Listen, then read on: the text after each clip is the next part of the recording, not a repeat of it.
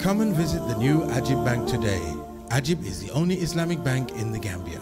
We offer Sharia compliant services, products and financing modes.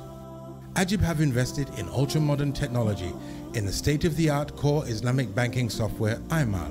Ajib ATMs are located in our branches at Banjul, New Joshuan, Brikama, Basse, QCell head office and Brisubi turntable.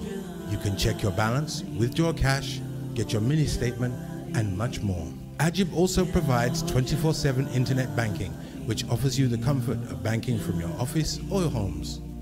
Come and visit the new Ajib Bank today and enjoy our services delivered by a team of banking professionals. For a limited time, you can get an Ajib ATM card absolutely free. For more information, contact us on 346-6666 or 327-7777. Ajib, your partnership bank.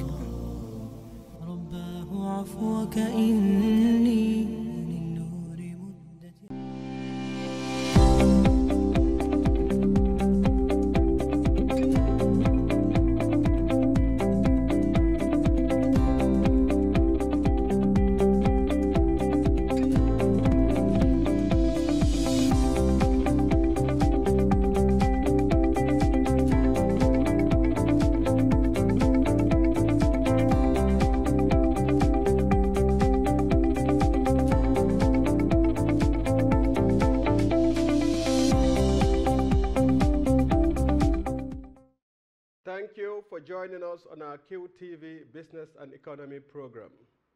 The Business and Economy program is intended to promote the ideals of a corporate Gambia identity with the objective of forging partnerships through dialogue between the public and the private sector, civil society organizations, and the international community.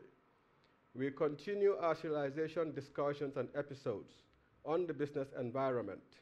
And today we shall be talking about a topical issue, an issue of interest that has had various opinions and interests regarding the Truth, Reconciliation and Reparations Commission.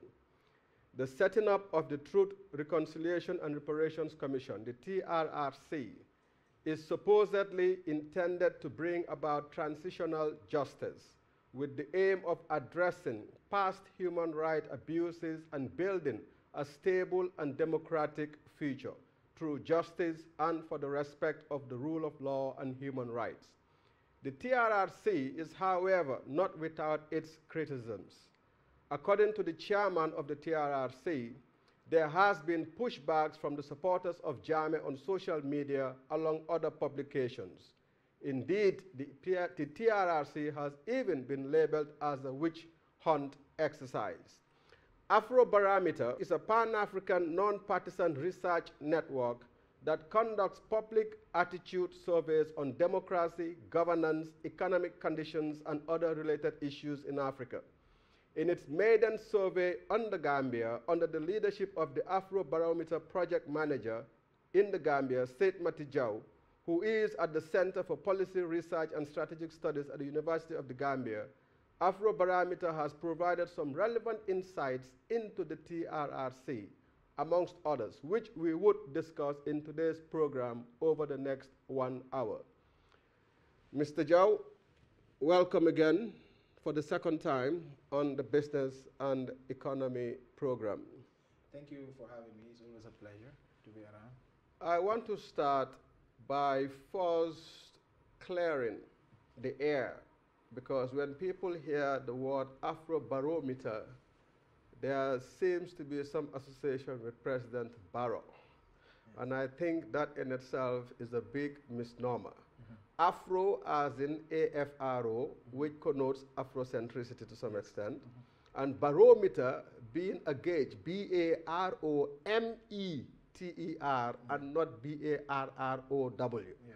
So it is good for us, because you cannot be too sure these days, for us to clear the air that Afrobarometer is a gauge, a barometer on certain issues of interest to the center, which is Pan-African. Yeah. But we are having the first survey being done in the Gambia, and fortunately or unfortunately, it's on the TRRC and the CRC, I guess, to some extent. Okay. By way of introduction, and I think you should explain to our audience what the Afrobarometer is all about and why now in the Gambia.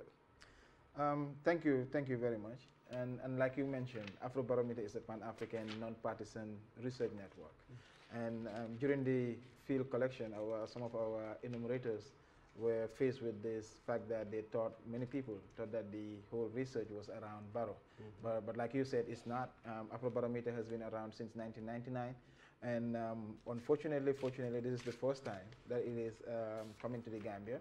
But why now? Afrobarometer has basically three primary issues that it looks in a particular country. The political environment, meaning the political environment of that country must be free to allow for citizens to freely express themselves, so that what you're measuring, you'll say that it's reflective of what the people say. And secondly, you need to have a latest census data.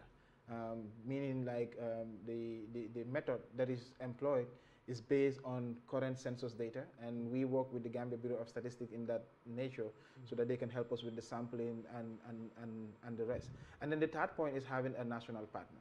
And luckily, we were selected after going through different process. The Center for Policy and Strategic Studies at the university was selected because the idea of the Afrobarometer is that they need the materials, the data that is collected, to be used by academics, to be used by policymakers, so that it can benefit the public. So basically, this is the reason. And the Afrobarometer basically measures public attitude and perception about governance issues and many other issues that are very relevant. Okay. You conducted your maiden survey on the TRC, but out of curiosity, I want to believe that this was based on sampling. So what was the sample size, if you will? And did you consider issues of margin of error within the sampling that you did, or was that not necessary? Yes, that was necessary. I think we started with, like I said, we worked with the Bureau of Statistics to draw the sample. And what we did was like our sample size was 1,200 Gambian, which is very standard. And out of that, we did some random sampling so that we can give every citizen the chance to be picked, to be interviewed. So the margin of error for us is with 1,200 is plus or minus 3%. Which is like 95%. At 95% rate, we are very confident that our findings are very representative of what the public saying.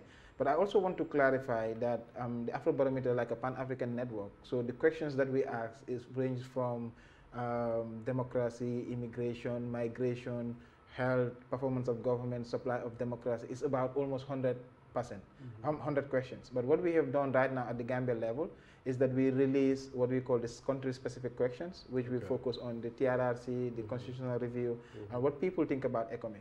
Because the Afrobarometer questionnaire is a Pan-African, like we said. It's in round 7, it was conducted in 37 countries. But in these 37 countries, almost the same questions are asked within those countries. But then each country is given a space of 5 so that they can add country-specific questions. And for us, we thought the issues of TRRC, constitutional review process, were most of the issues that people were talking about, and then we added those. Okay. And out of curiosity, I know this is the first time it's been the research has been undertaken in the Gambia. But what sort of a frequency would we be looking at going forward in terms of how often the research will be undertaken? Yeah, Afrobarometer usually is conducted in rounds, and we are lucky to join in round 7. But round 1 was started in 1999, and so round 7. But once you're into the round, except maybe the conditions become so difficult for us to carry on in terms of the political environment, maybe the absence of a partner or the lack of census data, that might hinder it. But as far as like we're part of it now, we expected to do other rounds, because what you're doing with the round is also, it helps to measure over time or to also track certain issues. So once you're into the network, you're there. Whatever round comes in, you do. But also Afrobarometer does also in some context based on issues that are very current. We also conduct surveys. Maybe here is round 7, we can have it 7.5, just to conduct Gambia-specific surveys that will be beneficial. But in that, it costs money, and so you require partnership at some point to do that. But we're hoping that it's going to be a continuous process. Okay. So one would be looking at round 8, what, in another year or year and a half or 2 years?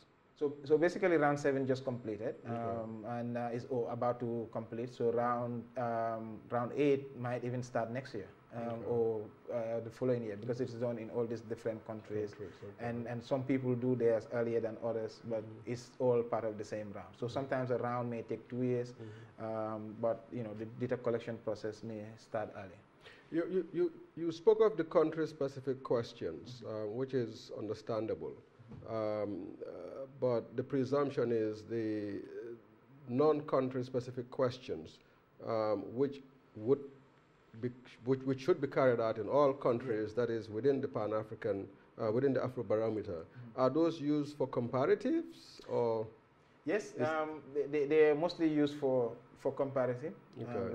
Like for instance, if you're looking at the issue of migration, whether in terms of crossing the border, how easy or how difficult it is. So you want to hear perspective of Gambians, also perspective of Senegal, whether it's easy as an example. But mostly the idea is also to help country cross comparison between countries, but also most importantly, sometimes in terms of the number of rounds that is done in a country, you can also do internal comparison. Like for instance, in 2018, when it was conducted, maybe this is what people said about migration, but in 2019 or 2020, people's perception around migration or around issues have changed. So basically, that's also part of the ideas. Let us begin to look at the specifics in terms of the outcome of the survey. And here I want to discuss the overall findings of the survey. I believe you heard about 6 points. The first one, and I'm going to take, and I hope that the viewers can, follow, as I discuss this. The first one says more than 1 in 4 Gambians, meaning 28%, which is more than 1 in 4 Gambians. More than 1 in 4 Gambians, 28%, say they or a member of their family suffered at least one form of human rights abuse under the Jammeh regime. Now, looking at that particular finding, sample size of 1,200, which is quite representative, and a margin of error of 3%, I believe, plus or minus. So it gives you a high representation percentage, if you will, of the entire population. If this is the case, then I could say that there is perhaps another 72% out there, or 69, plus or minus 75 out there, who have not been one way or the other impacted by the human rights abuse under Jammeh. And if that is the case, then are we wasting resources by constituting the TRRC to look into the abuses, the human rights abuses that has been leveled against Jammeh? What's your take on that? Well, I think the way you look at it is very interesting, because it gives also a percentage that we're not looking at. But I also think that the idea of the TRRC is to deliver justice to those people that have been wrong in one way or the other, because that should be the essence. And if you look at about 28%, you're talking about, if you quantify it in terms of population size, quarter of Gambia, you're talking about perhaps 100,000 people that may have directly or indirectly been affected by the human rights violation and other violations that were committed by Jammeh. So I don't think it's a waste of money, it's a waste of resources, because if you look at the population size and then you look at the number, you're talking about hundreds of thousands of people that they are integral part of the society, and therefore if they are angry, if they are not satisfied with the way justice has been delivered, that's a recipe. Because also we ask about whether you directly or a member of your family, and one member of your family, if he or she has been affected, then you can also go that indirectly, maybe the 75% that have not said, or that they were not part of the whole process, may be indirectly affected as well. So I think the important part is to see how best we can deliver justice. Maybe the disagreement would be on the formalities or the mechanisms in which we're doing, but the importance of it cannot be overemphasized. Okay, fair point. I want to look at the second outcome, if you will, the second finding. And again, I hope viewers would be able to follow me. The second finding said citizens expect a variety of outcomes from the TRRC's work, ranging from national peace, reconciliation, forgiveness, and healing. I believe 34% of people are of this opinion that the TRRC's work should deliver those. And you have two accurate records of the previous regime's human rights abuse. About 30% thought that the works of the TRRC should help to establish that. And 28% were of the view that they expect that it would help bring about prosecution of those who've been found wanting in terms of these human rights abuses, and also support and reparations for victims, which is one of the key pillars of, if you will, of the TRRC. But the question I want to ask in terms of that finding is, do we expect that the works of the TRRC would deliver national peace and reconciliation? And I will tell you why I asked this question. I asked this question because as long as Gambia is concerned right now, we are polarized. Yeah, you have the majority of the, a good percentage of the population that is with the current administration's camp. Whether that camp is a camp of the UDP or whether that camp is a camp of the coalition. And then you have the other camp that supposedly is in the camp of the APRC. Even if we look at the chairman's statement in terms of the controversies surrounding the TRRC, the chairman himself did acknowledge, that the TRRC is not without controversy. Yeah, and then some have even gone to the extent of labeling it a witch hunt, and those people, I'm sure, are within the APRC camp. So if you are talking of having the TRRC undertake its work to deliver national peace and reconciliation, national embodies the whole population. So can the work of the TRRC deliver national justice and reconciliation, taking into account those points? Yeah, it's, I think, for me, I keep saying that from the design of our TRRC project, what a missed opportunity could have been to bring all these different actors or different camps that we're talking about. I don't see that political buy-in, like there's political parties in particular, whether they buy individually or through the coalition. We know how that the TRRC came. It came out of an electoral promise, unlike in many other places like in South Africa, in Sierra Leone, where they went through certain negotiations. It came out of a peace accord and all that. So you will expect all these different controversies. But even in cases where it went through agreements, TRRCs are always follows with controversy, because some people will tend to look at that. But I think in terms of the expectation, whether the TRRC can deliver that, the TRRC, if you look at it, is more like a vehicle.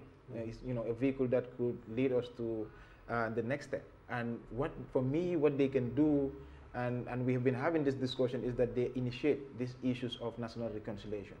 The TRRC cannot deliver national reconciliation if people do not buy into the idea. So therefore, there's a need for the TRRC to get out, to explain to people exactly what they are mandated. They must be seen to be independent. They must be seen to be fair in terms of their delivery. Because at the end of the day, we're talking about justice for the victims, but also if the victims are satisfied, then we're hoping that from there we can move on. So, but the TRRC alone, as a vehicle, it cannot deliver justice, but it can, it cannot deliver national reconciliation, but it can start the conversation. And I think that's what it should be, promoting national conversation. But to create national healing and political interests are not catered for, it might be very difficult or maybe even impossible. Yeah, excellent point you make there. And the reason why I say excellent point is because if you look at the third finding, it says that fewer than half, 46% of Gambians say they trust the TRRC a lot or somewhat. Actually, if you decompose the 46, those that are of the view that it would trust those that are of the view that they trust this TRRC a lot, I think that is what, about 12%? About 34%. About 34%, and somewhat is about 12%. I mean, it's about 12%. You know, but putting them together gives you 46%. Yeah. So this issue of you know, the fact that there is less than half of those who are surveyed say that they have some element of trust within the TRRC also puts into question. I mean, puts into doubt, you know, the work that the TRRC is, I mean, supposed to, I mean, to undertake. And 3 in 10, which is 29%, say they don't know whether or not they trust the commission or refused to answer the question. You know, and I think, again, it goes back to underpin the point that you're making, that the TRRC as a body would not be able to deliver national justice, but their mandate should be focused on trying to explain to people for them to understand what their role and mandate is, and hopefully that could in itself enhance the trust that people have, and then we could see this percentage going a whole lot higher, which would make it more probable that they would be able to hopefully deliver national peace and reconciliation. I mean, I want to look at the, in the interest of time, I mean, we'll push through on the last 3 findings. I mean, the 4th one says 2/3, 68% of Gambians say perpetrators of crimes and human rights abuses during Jammeh's regime should be tried in court irrespective of the work of the TRRC. Yeah. Again, an interesting point. How do you bring these people to bear? But I think it is important that the TRRC does its work, and on the basis of that, you could have justification as to why you'll bring those perpetrators I mean, to justice. But without the work of the TRRC, I think, I'm not saying it's not possible that you can bring perpetrators into justice, but it would be a whole lot more cumbersome and controversial. You know, let's move to the 5th point. That says 51% of Gambians say the former president should face prosecution for crimes and human rights abuses. At least that's more than 50%. So in a way, I think that but it's still split. We call that a split. Well, yes, of course. A split vote. Well, it is, because 51%. Yes, I mean, in elections, you know, if you win. Well, if it is changed from the first past the post system to more of the 50 plus, well, then we can say the majority. But the last one, there's a 6 in 10 Gambians, 60% recommend a collaborative effort between the government of Ghana and between the governments of Ghana and the Gambia to ascertain the truth about the 44 Ghanaians who were murdered in the Gambia. I was of the view that we have gone past this issue that happened some years back, because I think the government at the time, during President Jammeh's time, did engage the government of Ghana, and I think some sort of understanding was arrived at. So, and I know that when President Jammeh, left the country, there were some interest groups, but mostly Ghanaians, who tried to bring this thing back, you know, for justice to be, for President Jammeh to be brought to justice regarding these things. But from the survey that you conducted, I mean, why is this of interest, you know, I mean, to Gambians? Because I think that this thing was, you know, dealt with at the national level and closed. I mean, even at the diplomatic level as well. Well, yeah, but then and then recently with the rise of the new activists saying that because of new evidence have come up. Okay, new evidence have come up. Evidence. That's the idea that new evidence have come up, and even recently, we have seen one of the victims, the survivor, the lone survivor of the alleged incident, you know, doing rounds, started in Ghana and now here in Gambia for that. So I think, you know, for us when we were designing this, the debate around that, you know, was getting live, was alive, and then we feel like it should be interesting because it shows also that our transitional justice system is not just basically based in Gambia, because other victims or other citizens were also involved. And Ghanaians being the majority So we thought maybe what would Gambians think around that, whether it's important for the school governments to ascertain. So our position is for them to join, to work together, to ascertain whether, based on this new evidence and even the past evidence, whether these atrocities were really committed here. So that was the thinking. But again, in terms of our transitional nature of, transnational nature of our transitional justice process, you expected all these things to be coming forward. And even though Ghanaians were not the only one, were the only victims, other nationalities were also part of that. So it shows that what happened in 2005 is very critical in terms of the transnational nature of the transitional justice process. And I think it's very important for people to pay attention to that.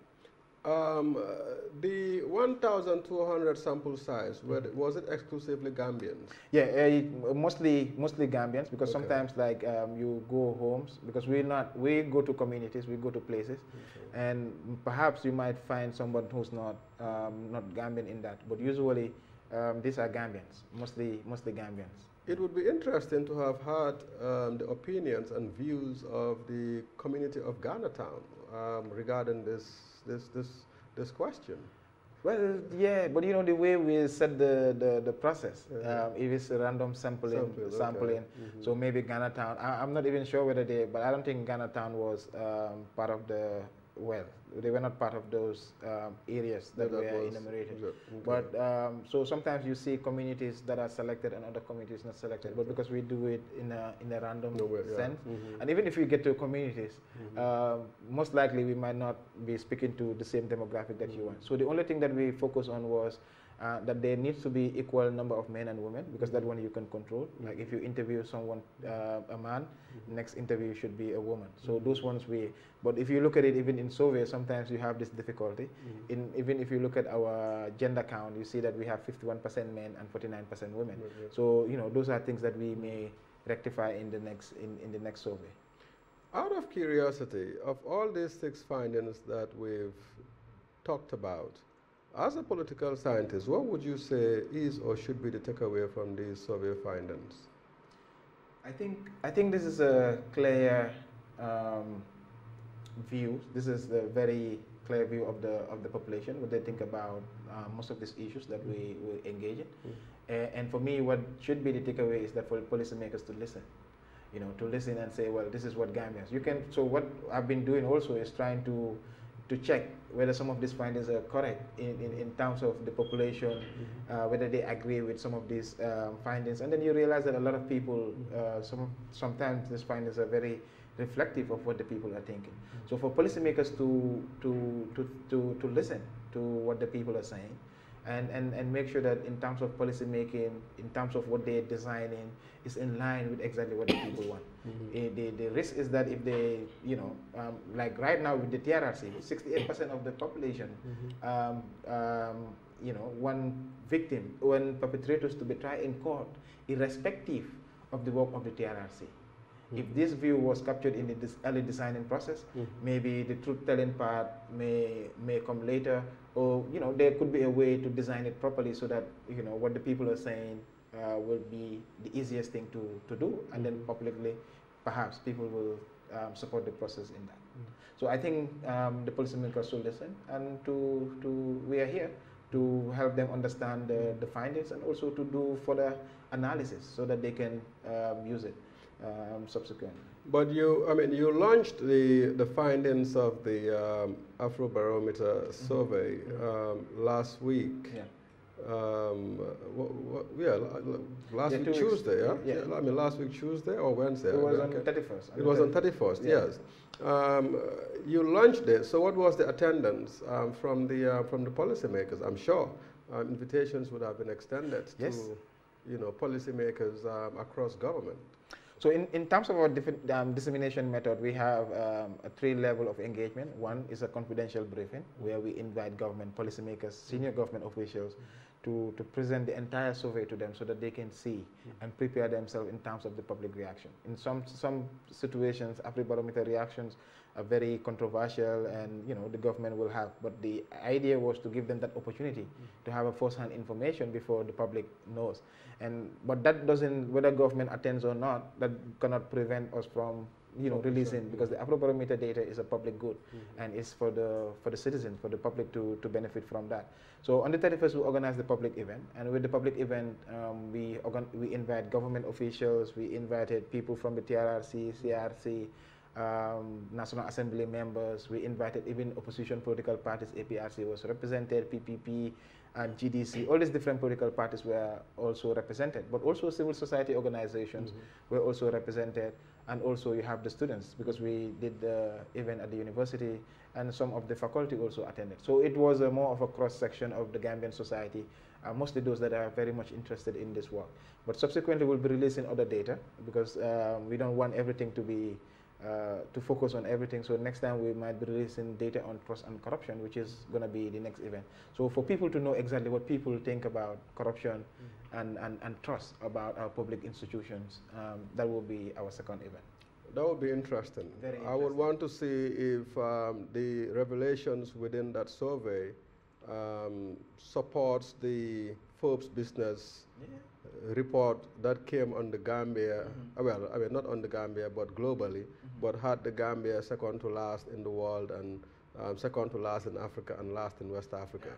It's a very, I don't want to, because we have to no, that's fine. That's fine. It's very interesting. That's fine. But let's begin to look into specifics. I mean, we spoke earlier in terms of the findings of the survey, and we spoke about how 1 in 4 Gambians, 28%, were of the view that at least one member of, them or their member of a family had experienced some form of a human rights abuse from the previous government. If we decompose that 28% in terms of the sorts of human rights abuse that people had suffered, we see arbitrary arrest or detention without trial. 14% of those who were surveyed said that yes, they've experienced that. Torture, rape, or other brutalities by agents of the state, again 14%. Intimidation or harassment by agents of the state, 13%. Wrongful dismissal from a state job, 13%. Disappearance after arrest by security agencies of the state, 8%. Destruction or confiscation of property or assets by the state, 7%. And state-sponsored murder, 5%. I'm sure this has to do with the 9 people that, ultimately suffered the fate of the, what's it called, people that were given the death sentence because of crimes that they have, committed over time. But also there have been accusation of the state killing other people. Oh, well, exactly, so yes. That also, yeah. is part of it. Now, if we look at these decompositions, the percentages are rather on the low side, contrary to the belief out there. I mean, I, in particular, would have thought that these percentages would have been a whole lot higher than this. Not because I'm privy to any, insider knowledge, but then, the way, it seems as if this thing have been blown out of proportion in terms of some of the mishaps that have happened under the Jammeh regime. But starting from detention without trial, coming down, as I've read through them, why do you reckon that this is the case? I would have thought that this would have been a whole lot higher than these respective decompositions of that 28% would have been a whole lot higher than this. From your survey, do you have an answer, or? Well, for me, I think 2 things. I still think this number is very high. If we put the human face to it, because if you're talking about 1 in 4 Gambians, 1 every out of 4 Gambians, we're talking about a huge percentage. But in terms of the different violations that are suffered, you can see that they're different. Some suffered, like you mentioned, arbitrary arrest or detention, and it's not that like during Jammeh everybody was kind of arrested and then being put into jail, but quite a number of people will tell you like they suffered or a member of their family. It might not be directly, but again in terms of the you know, in one thing also that clouded the whole discussion was also in politics what we call framing around issues. So the towards the December 2016 or throughout the struggle to remove Jammeh, the way issues around Gambian politics was framed was basically under human rights violation, human rights violation, human rights violation, and that's why, you know, the noise was even that much. But still, I feel and I think that this the noise and this is their intended, because a lot of people experience that, or they know somebody who have been arrested, either directly or through some other measures. But I think this 28% is very high, and it should be seen that. No, I'm not denying. I mean, as the saying goes, especially those violations relating to deaths. We human beings in general, we cannot create life. So taking life in itself is one major setback. I'm not looking at the percentages in their own right, but I'm trying to put it in context. Because if you are talking of national peace, if you are talking of national reconciliation, and a sample survey is done of 1,200 people, in which 28% of those samples have these things set out as a concern. It begs the question, what is happening to the other 72%? So relatively, I mean, I'm an economist, so I look at things from a cost-benefit perspective. I mean, the question becomes, I mean, if you look at the quantum of state resources that we would end up spending in the works of the TRRC, and we see that 28%, you know, it's like we're spending all of those resources to address issues and concerns of 28% of the people that were sampled, which is supposed to be a good representation of the entire population. And then you have a 72% who do not fall within that 28% cohort. Then it begs the question, from a cost-benefit analysis, are the resources well spent, especially considering the fact that Gambia is a least developed country and we are in dire need of resources. That's the, that's the perspective from which I'm coming from. It's not to say that, you know, one life matters much more. 28% of the population of 1 or even 2 million, which is over 400,000 people. So, you know, but I mean, I'm an economist, so I have to look at things from that perspective as well. You know, so the question I'm asking is, should we Gambians be spending all of these resources trying to establish truth and reconciliation only as a result of the concern of 28% of the population, or should those resources have been spent elsewhere that would better help improve the welfare of the 100%, or even the 28% that were disadvantaged? I mean, that is the perspective from which I'm coming from. Yeah, for me, then I will try to use the, you know, maybe peace and peace building and other issues to answer this question. Because if you look at the 72% that we're looking at, hypothetically, you realize that maybe out of those 72%, maybe 10% could be perpetrators, maybe people that have committed this violation that these other people suffer. True. You know, it's possible there. Okay. So they are directly linked to that. But they also, you know, maybe they're not directly, the 72% maybe they do not suffer, but they also have a family member that committed some crime. So directly they also link. So generally, if you calculate all this, maybe you see that almost 100% of the population were very much involved in that. In that. But it is important, especially in transition where it comes with all these legacies of the past. You know, democracy is a beautiful thing. It opens up things, it opens up anger, it opens up a lot of things. And you need a process to help you to channel all those things together so that you can control to move to the next step. And I think that's what the TRRC is designed to do. I'm not working for the TRRC, but understanding what their mandate is, I think that's what the focus should be.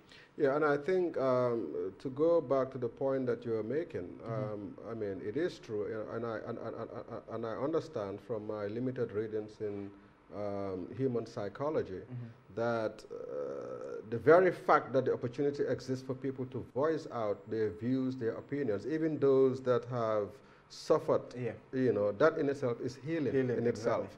So I think that is also something that we have to consider, because if the TRRC did not exist, perhaps people would be talking, but they'll be muting these things on the sidelines. But the fact that it's national, everybody can talk. Hopefully that process in itself would begin to help heal the wounds that have been created.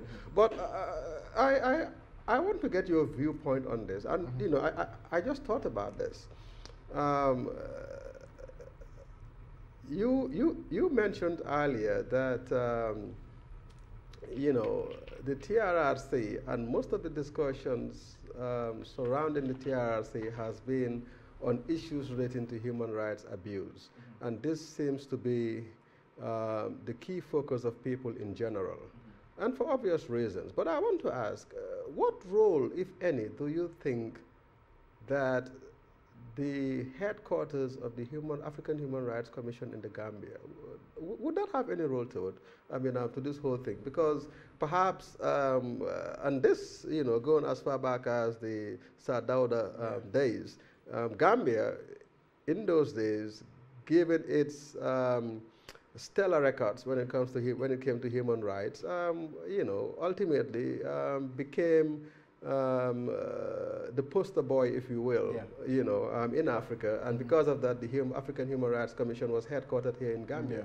So would that have had something to do with this issue of, you know, the African Human Rights Commission is centered there, so let them try and, you know, roll with this and prove to the world that, you know, they still deserve the African Human Rights Center to be there.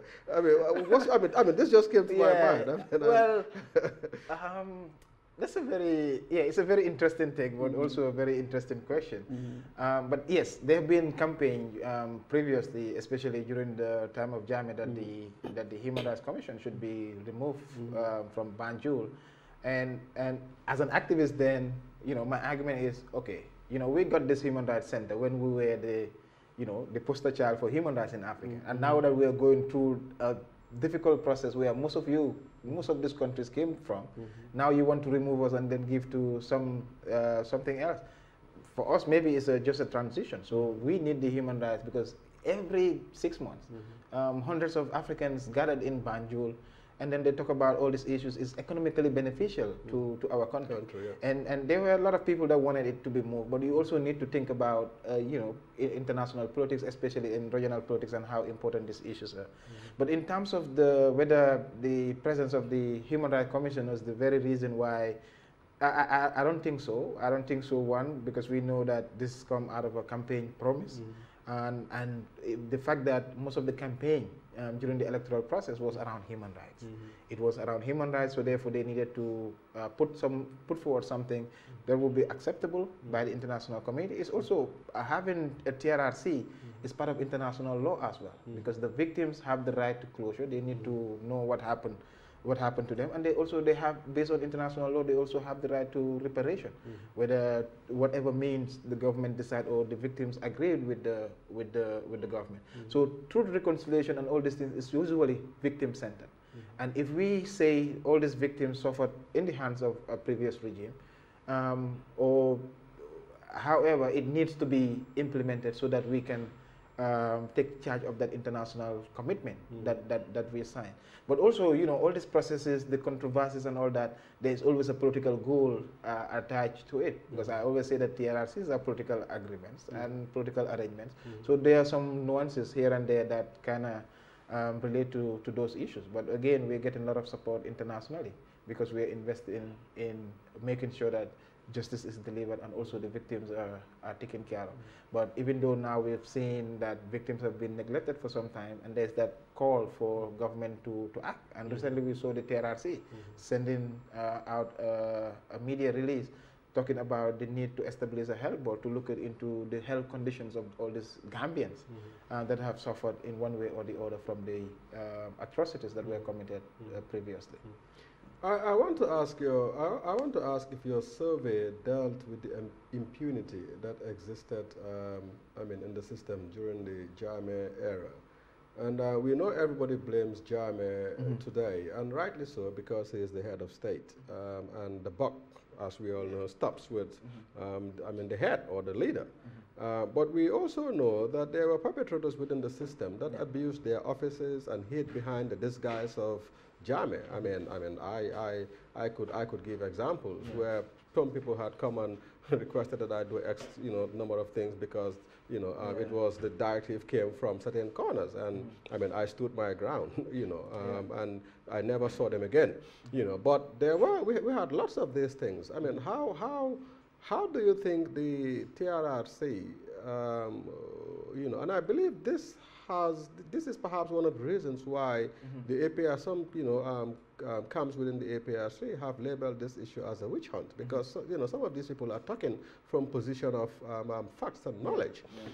But how do you reckon such impunities, the TRRC would address these things? Because it's not that everything that happened under the sun in the Gambia during the Jammeh era that Jammeh actually is aware of or had given approval for. There are people who within the system had used their influence and their offices and their positions of authority to do something and hid behind the disguise of Jammeh.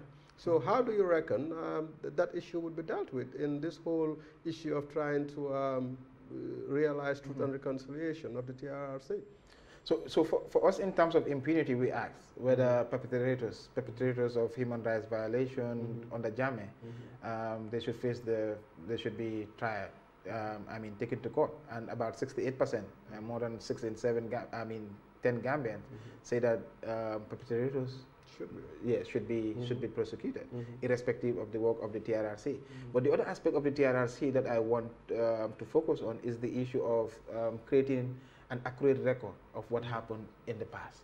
Because all these issues sometimes that we know, there are people that understand this, but a lot of, there's not that wider agreement as to whether these issues were happening.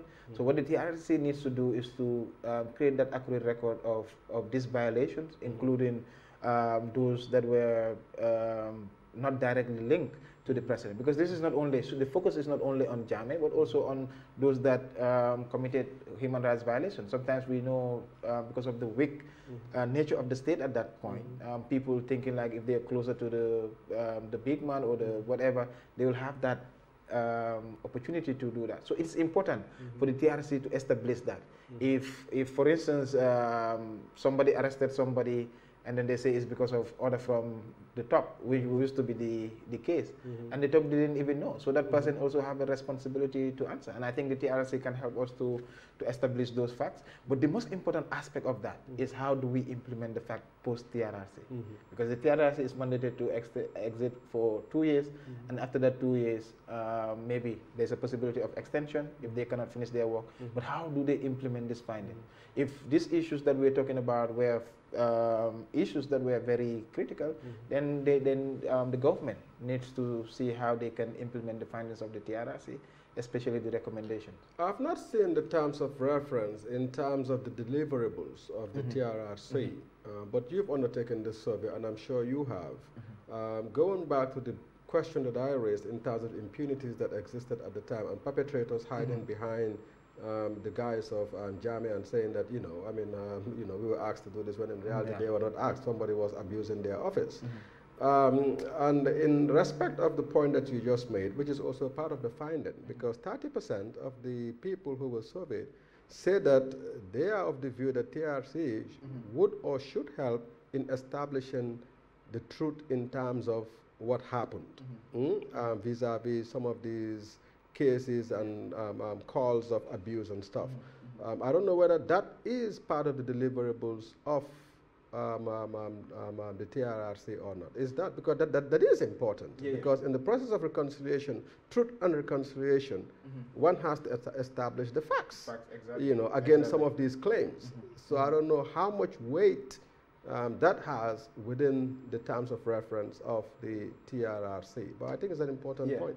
So basically, we also pick the mandate of the TRRC. That's what we ask the public.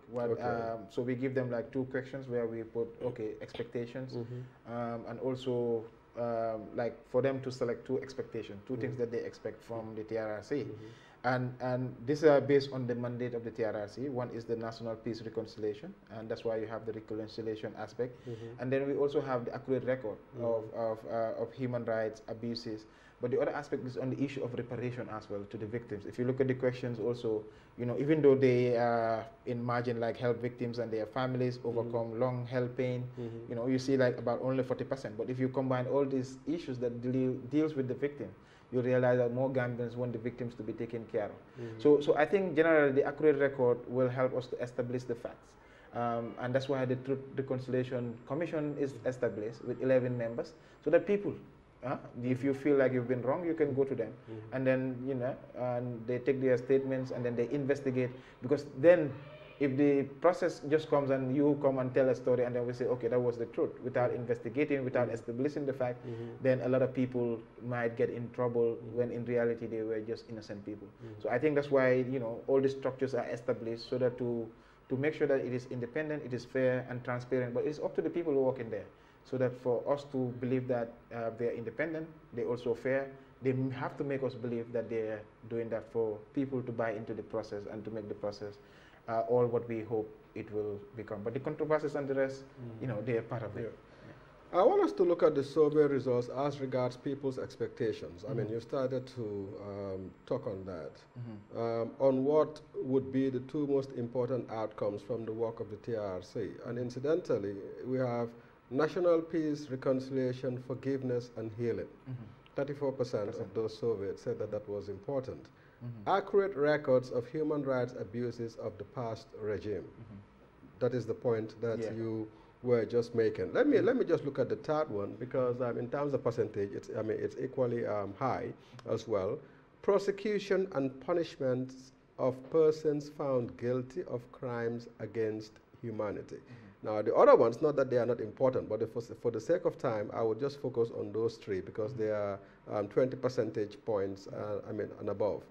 How do you reckon the work of the TRRC would help in achieving national peace, reconciliation, forgiveness, and healing, when we have, and again I'm making this point, when we have an APRC camp on the one side and whose leadership is blamed for all mishaps, and a group of victims on the other hand, and some of whose claims regarding the mishaps they suffered under the Jammeh rule would be almost impossible to ascertain with certainty. I mean, I know you spoke of the bit that the TRRC should work on establishing truth, and this is one of the points that was surveyed when people said that they expect that the TRRC would help for us to establish this truth. But given the polarization that we have, I mean, in the country regarding the works of the TRRC, the APRC camp on the one hand, and the coalition on the other hand, from the political perspective, because you mentioned earlier that there is some political nuances, if you will, as long as the works of the TRRC is concerned, because in a way, this in itself is political, because this started from the campaign promises of the coalition during,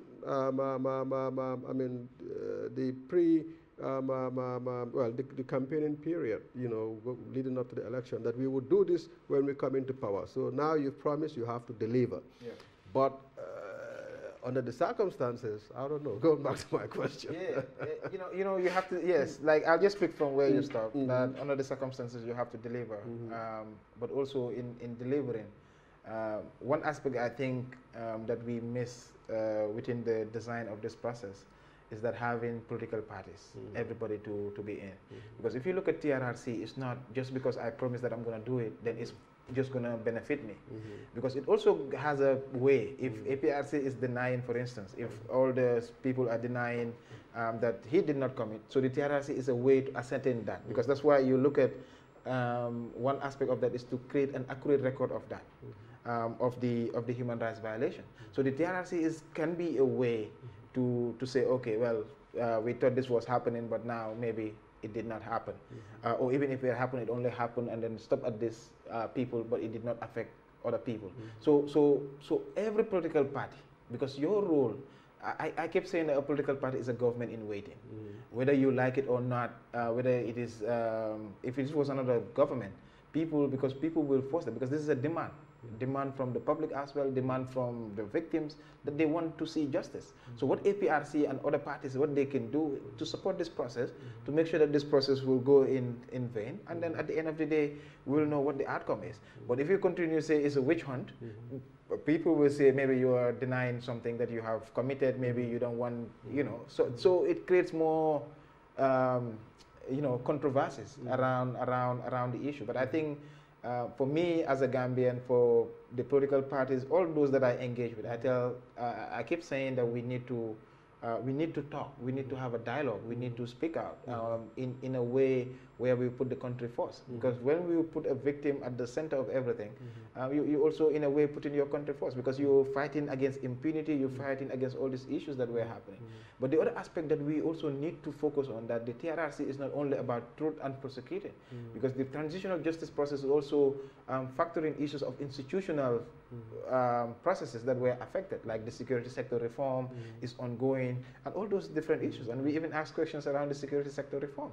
And so I think it is important. We're trying to see how best we can move from this current stage that we are into a Gambia that everybody, depending on your own political and allegiance or whatever, you're happy to call Gambia, because at the end of the day, it is Gambia that we are. For me, this is the way I see TRRC, and this is the way also I think it is important for others to buy in, to make sure that we pay attention to what they are doing, and they do it in the right way based on the terms and the conditions that is set. So it cannot be used for witch hunting, and people must stand up against that. Well, irrespective of the views of the camp that says it's a witch hunt, or that the TRRC would not,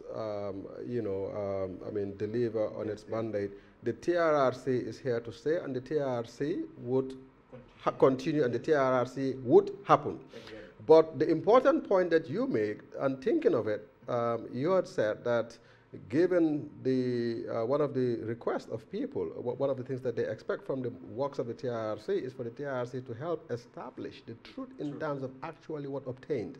If the TRRC finds contra to what the expectation is, and finds that some of these things are not cannot be substantiated, then what? I mean, would the TRRC and the people that have tasked the TRRC to undertake this work be professional enough to come and say, this is what was taught, but this is the reality?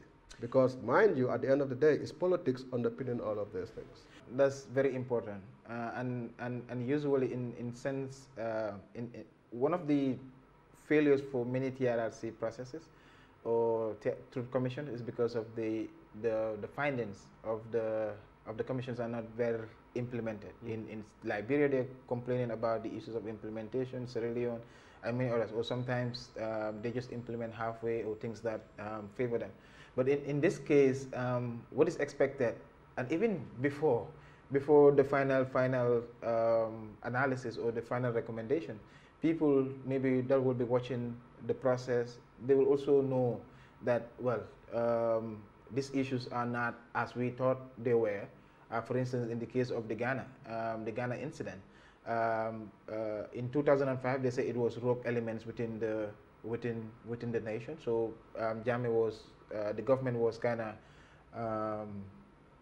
the government was kind of vindicated in that aspect. But again, if it comes out to say that if the findings also reveal the same thing, then we hope that the government will have to implement that. Otherwise, then if the findings come and say this and then you start doing some other things, then the whole idea of the process being political, people might see it in that, and that will also, whatever you do after that, people might not buy in. So I think government should be aware of that, and maybe just do the right thing. And the TRRC must be independent. They must make sure that and understand that they are working to build the foundation for peace and stability in this country. And whatever they are doing, they must do it in a fair and transparent manner, so that it will not create all these challenges in the near future. Mr. Jau, thank you very much for coming on the Business and Economy program. Thank you. Well, viewers, thank you very much for joining us. That was all we had for you on the issue relating to the TRRC. Please, we hope that you would find more about the Afrobarometer survey and what it means, and I'm sure you'll be able to get it online. Get a copy of, get your copy and see the revelations that has been brought about by this Afrobarometer survey. Until next time, thank you.